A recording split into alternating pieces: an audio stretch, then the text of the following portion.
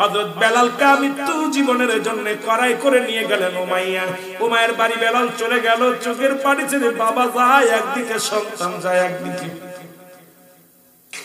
বাবা বিদায় দিয়ে দিল, বেলালকে বিদায় দিয়ে দিল। বেলালকে নিয়ে উমাইয়া তার বকরি চড়ানোর দায়িত্ব দিয়ে দিলেন, মেষ চড়ানোর দায়িত্ব দিয়ে দিলেন। বেলাল সারাদিন বকরি চড়ায় আর চিন্তা করে আমার রব খালি রাশি রে, ওই বকরিগুলো আমাদের বকরিগুলো সারাদিন করে চড়া নিয়ে বেড়ায়, কিন্তু আমাদের বকরিগুলো তাজা হয় না, পেটটি ভরে খানা পায় না। বেলাল যেন কার গোলামি করে, কার জন্য জিকির করে, এক কবিতা বলে। আর বেলালের বকরিগুলো তরতাজা মোটা তাজা হয়ে গেছে। বেলাল একটা কবিতা মুখস্থ করেছে। বেলাল ওই কবিতাটা যখন পড়ে, বেলালের কবিতাটা শোনার জন্য বকরিগুলো চারিদিকে ঘিরে দাঁড়ায় থাকে। হযরত বেলালের বাবার নাম হলো রাবা। নাম কি? নাম কি? কার নাম? বেলালের বাবার নাম রাবা ছিল তৎকালীন জামানায় একজন কৃষক।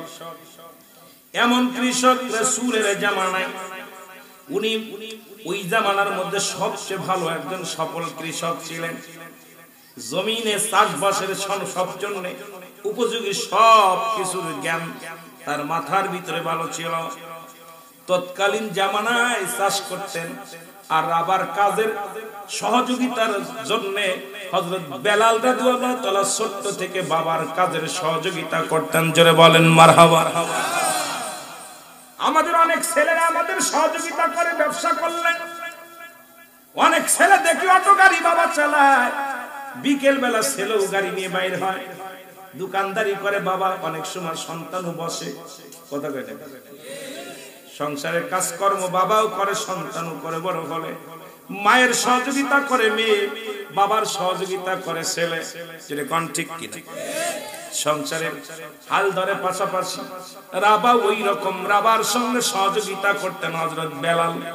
ছোট্ট মানুষ খাবার নিয়ে বাবার জন্য মাঠের দিকে যখন যাইতেন, উনি চিন্তা করতে বাতি কে সূর্য কুঠাইলো কে, ডুবাইবে কে, এই জমিনের ভিতরে আমারে বানাইলো কে, আমার বাবারে বানাইলো কে, এই দুনিয়া সৃষ্টি করলো কে, এই দুনিয়াটা আকাশ বানাইলো কে, জমিন বানাইলো কে।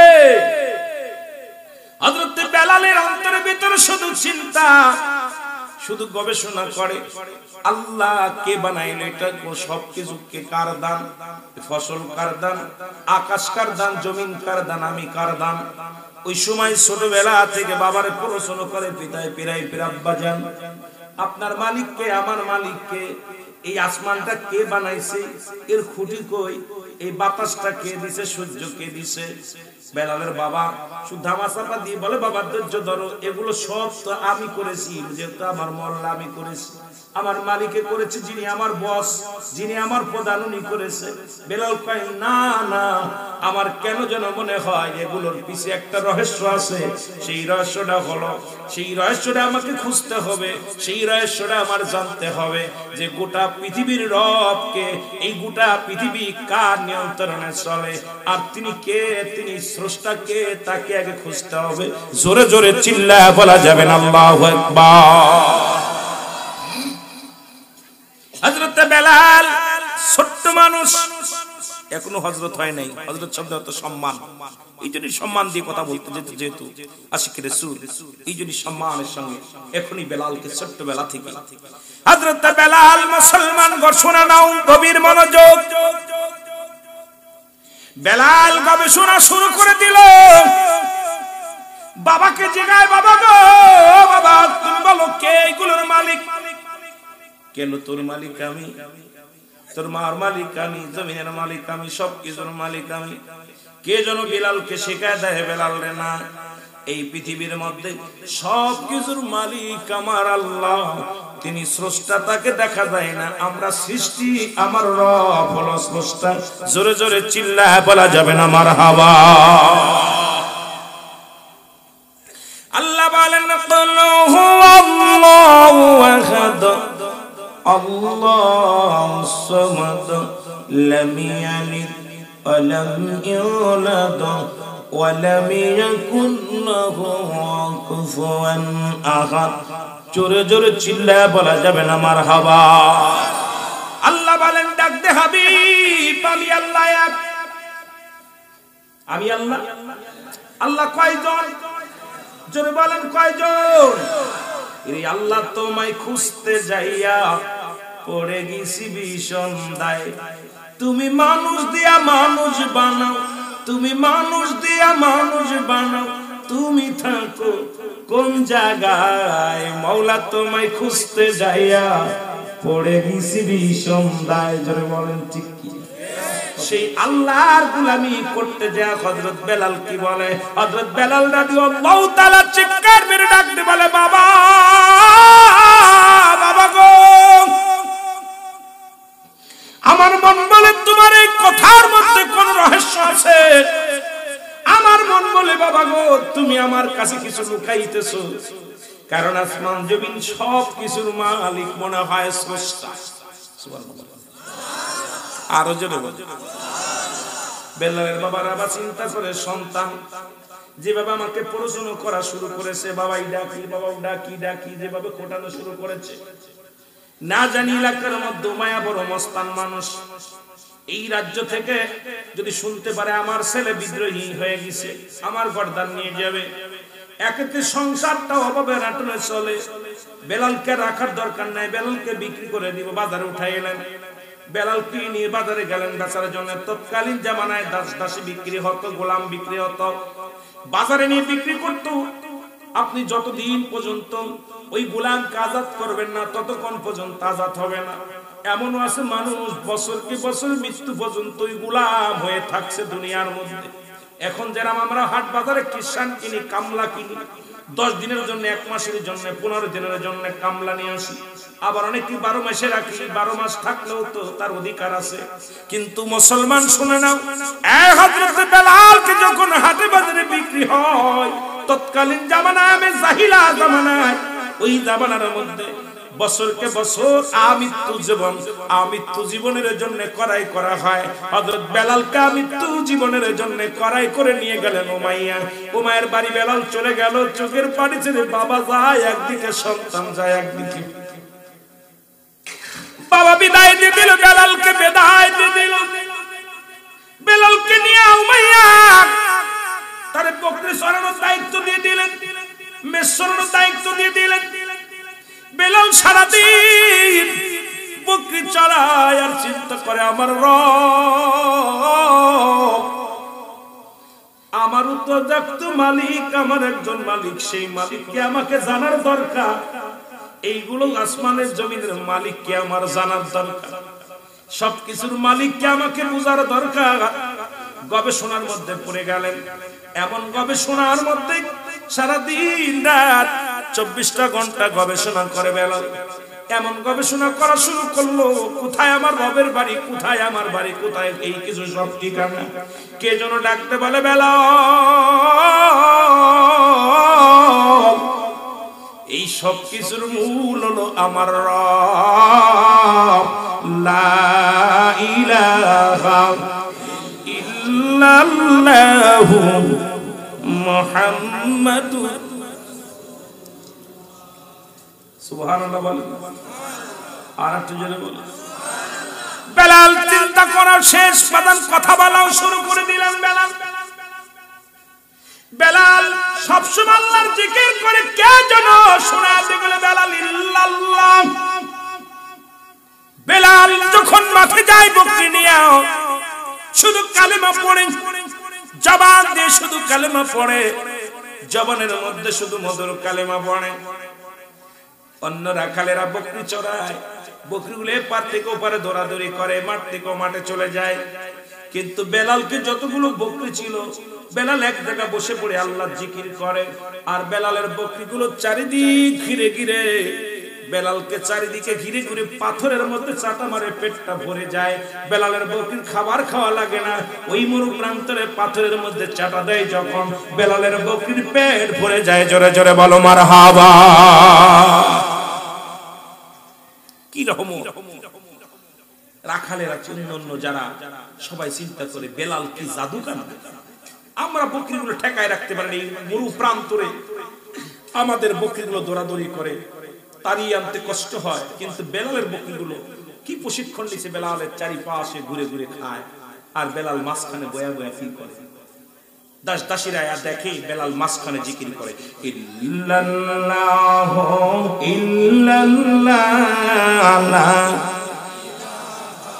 ইল্লাল্লাহু লা ইলাহা আর জোরে লা ইলাহা বাইজান মগর মনের বেদনা হায় হায় বুঝাইলে কেউ বোঝে না, বলে না মগর মনের বেদনা হায় হায় বুঝাইলে কেউ, আর শোনাইলে কেউ শোনেন না, বলো শোনাইলে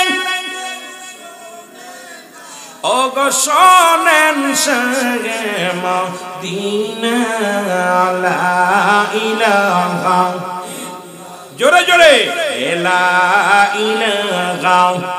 এ বন্ধুগণ আমার শুইনা লও, বেলাল দেখে বেলাল মাঝখানে বইয়া জিকির করে আমার আল্লাহ, চিন্তা করে বকরিগুলো চারিদিকে বইয়া বইয়া দাঁড়ায় দাঁড়ায় পাথরের মধ্যে চাটা দেয়, পেটটি ভরে যায়। খবর দেয় উমায়ের, খবর দাও উমাইয়া রে উমাইয়া, তুমি কি রাখাল রেখেছ গো, তোমার অনুগত্য নয় বেলাল। খবর চলে গেল উমায়ের কাছে, উমাইয়া বলে কি বলতে চাও হুজুর? বেলাল একটা কবিতা মুখস্থ করেছে, বেলাল ওই কবিতাটা যখন পড়ে, বেলালের কবিতাটা শোনার জন্য বকরিগুলো চারিদিকে ঘিরে দাঁড়ায় থাকে। আমাদের মাঠের বকরিগুলো সব বেলালের অন্তর্ভুক্ত হয়ে গেছে। সব বকরিগুলো যখন আশপাশে যত বকরিগুলো আছে সবাই তো বেলালের দিকে ধাবিত হয়। মোটা তাজা হয়ে গেছে, এই বেলালকে ডেকে শোনেন সে আপনার অনুগত্য নাই, অন্য পূর্বকে মানে। ডাকা হলো বেলালকে, বেলালকে হাজির করা হলো উমাইয়ের দরবারে। উমাইয়া ডাকতে বলে বেলাল, বেলাল রে শুনেছি তুমি নাকি কোন কবিতা আবৃত্তি করো, কোন কবি মুখস্থ করেছো, কোন কবিতা তুমি মুখস্থ করেছো? বেলাল বেলাল ডাকতে বলে মালিক, ও আমার মালিক, কোন বিপদের মধ্যে তুমি ফেলাইলা, আমি গুলাম, আমার জবান দিয়ে তুমি এত সুন্দর মধুর কালেমা জারি করে দিলা, আজকে আমার মনি বুনি আমারে জিগায় আমি নাকি কোন কবিতা পড়েছি, এখন আমি কি বলবো বলে দাও আমার আল্লাহ। উমাইয়া ডাকতে বলে বেলাল, আমি তোমার কাছে জানতে চাই সেই কবিতাটা কি বলে। সে কবি নাই, সেটা হলো লা ইলাহা, নাই কোনো ইলা ইল্লাল্লাহু কাল্লা সারা মুহাম্মাদুর রাসূলুল্লাহ সাল্লাল্লাহু আলাইহি ওয়াসাল্লাম আল্লাহর প্রেরিত রাসূল বা বান্দা হলো রাহমাতুল লিল আলামিন। এটা জানি, অন্য কিছু আমি জানি না। উমাইয়া কয় বেলাল রে, ও বেলাল আমি তোমার কাছে জানতে চাই তোমার মালিক কে? বেলাল বলে আমার মালিক আল্লাহ। মালিক আরো জোরে, আমার মালিক আল্লাহ। উমাইয়া বলে বেলাল তোরে খাওয়াই কে? বলে আমার আল্লাহ। তোরে বাঁচাই কে? কয় আল্লাহ।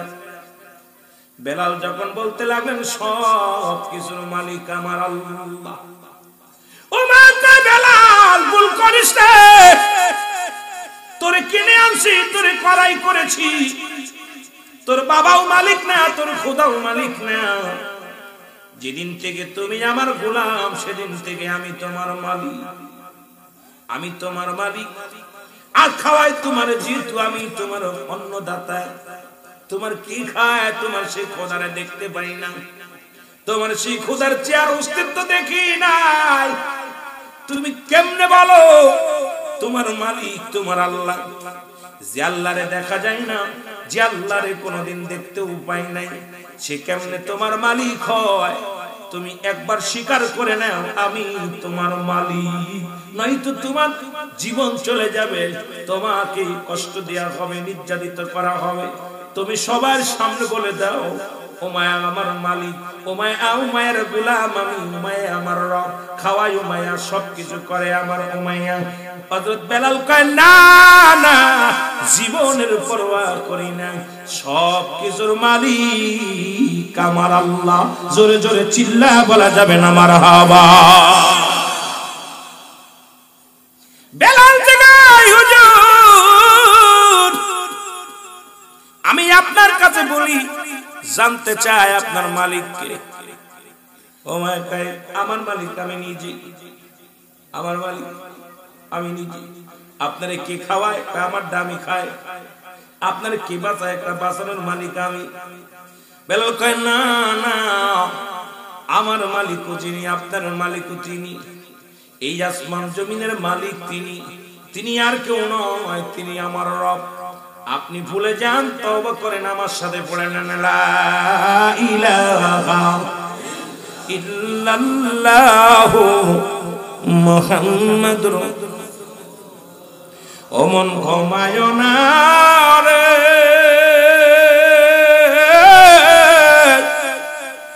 নাম জপ মওলার, একদিন ঘুমাইবে রে মন, কবর মা সার মন ঘুমায় না রে। বলে না মন ঘুমায় না রে, নাম জপ মওলার, একদিন ঘুমাইবি রে মন, কবর মা ছার মন। যাদের আশায় আছো তুমি,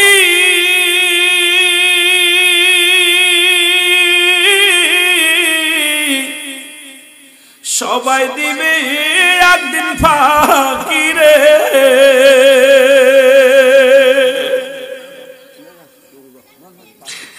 তুমি যাদের আশায় আছো তুমি,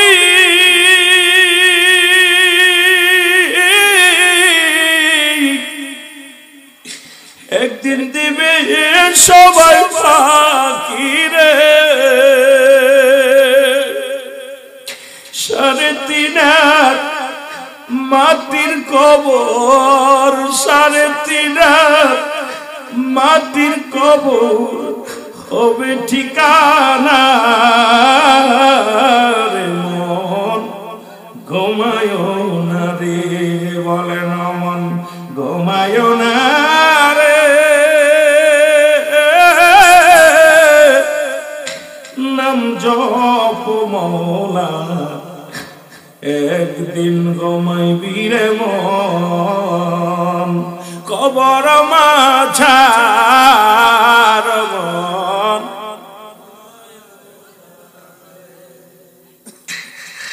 স্ত্রী পুত্র সংসার লইয়া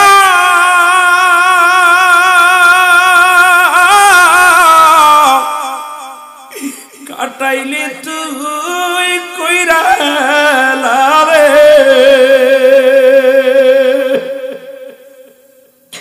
ও তুই স্ত্রী পুত্র সংসার লইয়া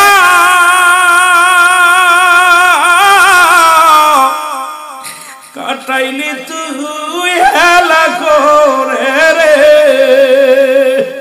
কোন দিন জন ডাক পড়িবে তোমার, কোন দিন জন ডাক পড়িবে যাবা সারিয়া রে মন ঘুমায় না রে। বলে মন ঘুমায় না আরে, নাম জপ মওলা, একদিন ঘুমাইবি রে মন, কবর মা সার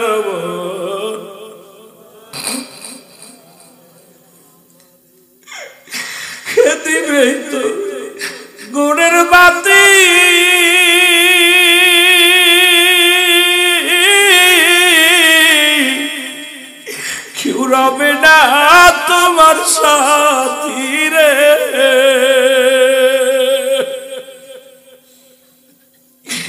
কে দিবে তোর গোড়ের বাতি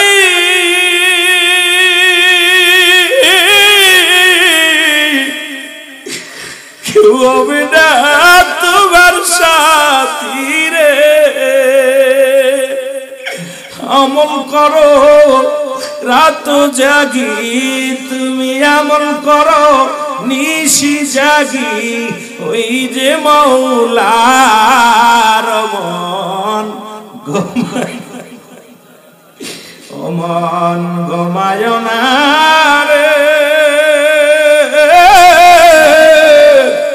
নাম জপ মওলা একদিন ঘুমাইবি রে মন কবর মা যার মন ঘুমায় না রে মন ঘুমায় না রে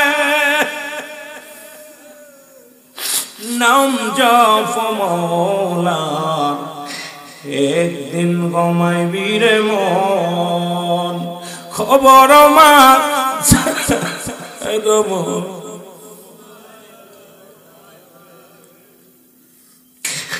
আমার ভাইরা আমার হযরত বেলাল ডাকতে বলে বানি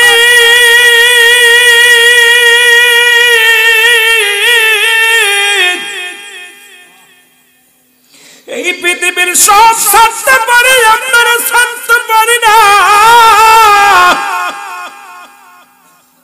উমায় আমাকে মরণের ভয় দেখায় জীবনের হুমকি দেয় ও মালিক আমি পরোয়া করি না আপনার পাগল হয়ে গেছি আমি গো আল্লাহ আল্লাহ এই দুনিয়ার মধ্যে আমি আপনাকে চাই আপনার হাবিবকে চাই আমার নবী পাই কই রে আমার মওলারে পাই কই এই দুনিয়ার সব ছেড়ে দিতে পারি আমার মওলারে ছাড়তে পারব না ও মায়া কয় তোর মওলাই যদি খাওয়ায় আজ থেকে তোর খানা বন্ধ খানা বন্ধ তোর খানা হবে না বেলালকে খানা বন্ধ করে দিলেন সপ্তাহ চলে যায় বেলাল একটু খানা খায় না সারাদিন উত্তপ্ত রোদের ভিতরে শ্রম দেয় বকরিগুলো চড়ায় আর আমার মাওলার জিকির করে আল্লাহ আল্লাহর জিকির করে আল্লাহ আল্লাহ ওই কালেমার মালা পড়তে থাকে হযরত বেলাল খবর আসলো মাইয়া রে খানা যাবে বন্ধ করে দিছো কিন্তু তার জবান থেকে ওই কালেমা সরাতে পারো নাই তুমি কেমন মালিক গো সবার তোমার অন্তর্গত আমরা তোমারে মালিক হিসেবে মানি তোমাকে খোদা বলে মানি কিন্তু একমাত্র বেলাল তোমার বিদ্রোহী করে তোমার তোমার অনুগত্য নাই বেলালকে ডাকা হলো বেলালকে চাবুকের আঘাত করার হুকুম দেয়া হলো উমায়া ডাকতে বলে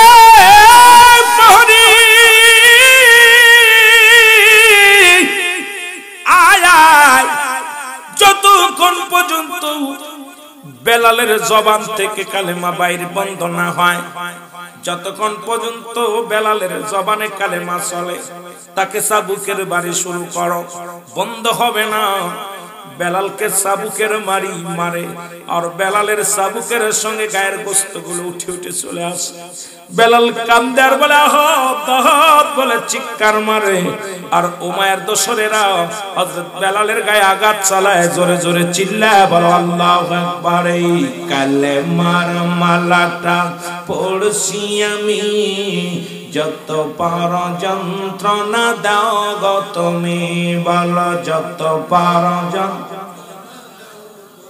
আরো জোরে বলেন কালেমার মালাটা পড়ছি আমি যত পার যন্ত্রণা দাও গো তুমি বলো যত পার এই মানি না হার যে মানি না হার যে মানি না হায়াত মৌতের মালিক তুমি কালেমার মালাটা পড়ছি আমি যত বড় যন্ত্রণা দাও গো তুমি বলো কালেমার জোরে জোরে যত বড় যন্ত্রণা দাও গো তুমি বলো যত বড় এরই